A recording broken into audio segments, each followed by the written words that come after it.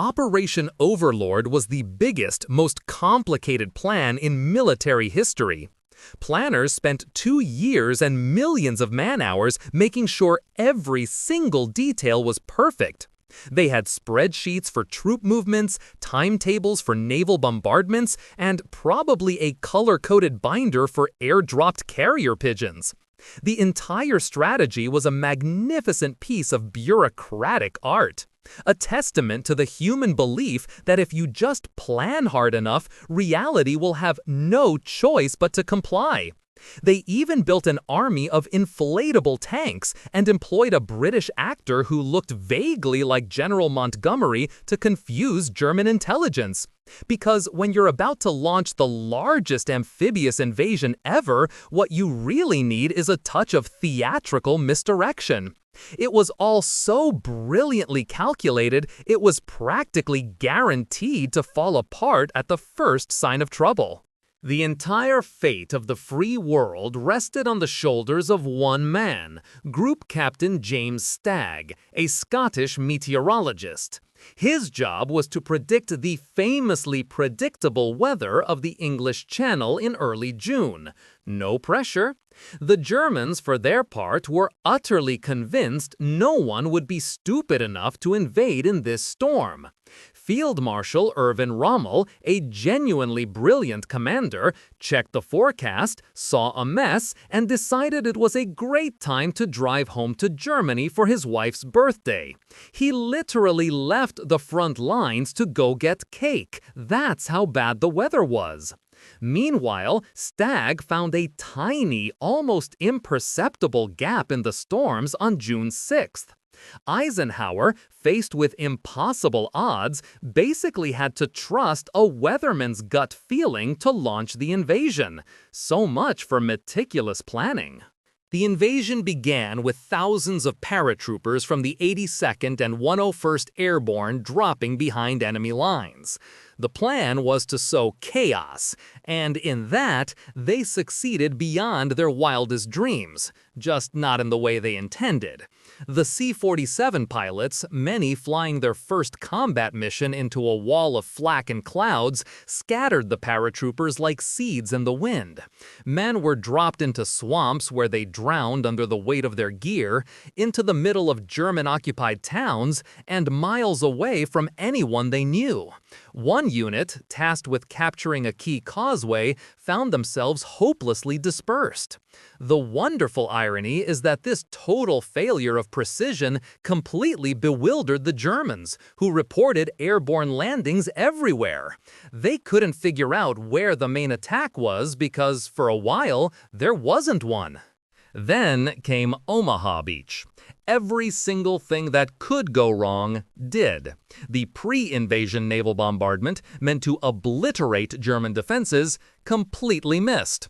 The bombers, afraid of hitting their own landing craft, dropped their payloads miles inland, successfully terrifying a number of French cows.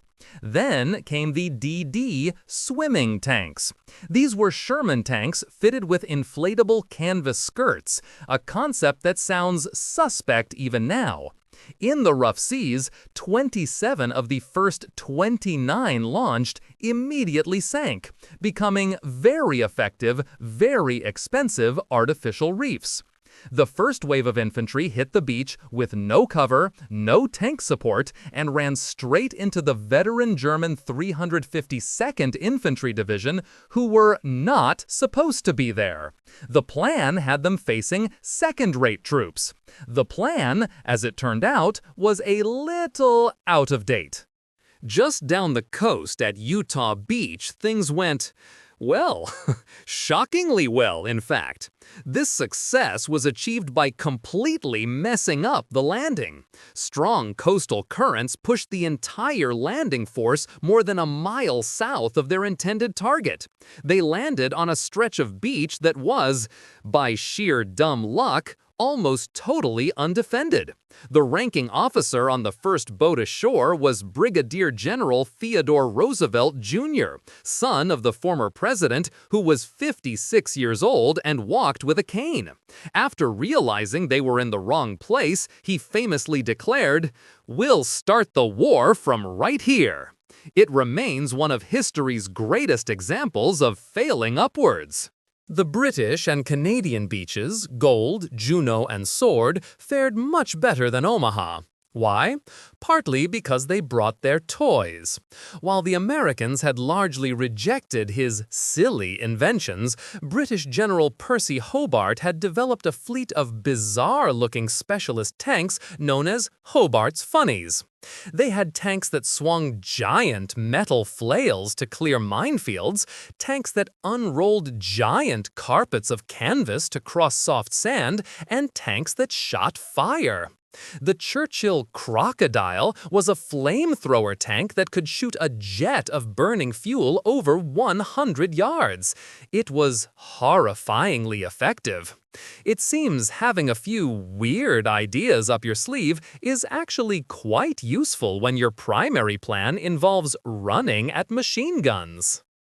The Allies' greatest asset on D-Day wasn't their planning or their technology, it was the spectacular incompetence of the German High Command.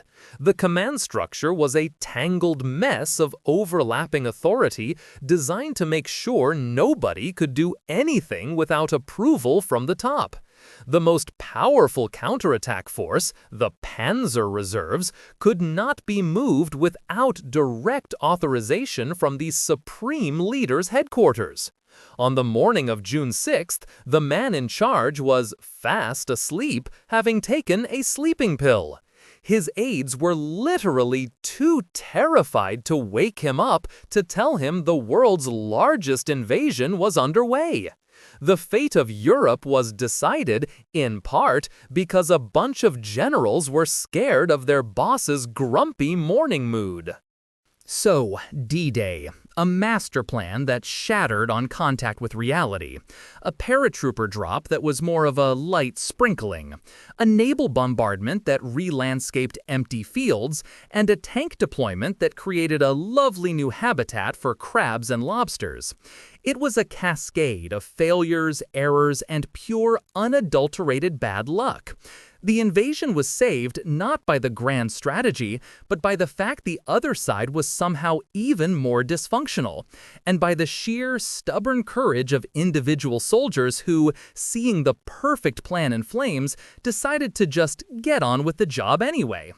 It's remembered as a brilliant, decisive victory, which is a much nicer way of saying it was a near-total catastrophe that somehow didn't fail.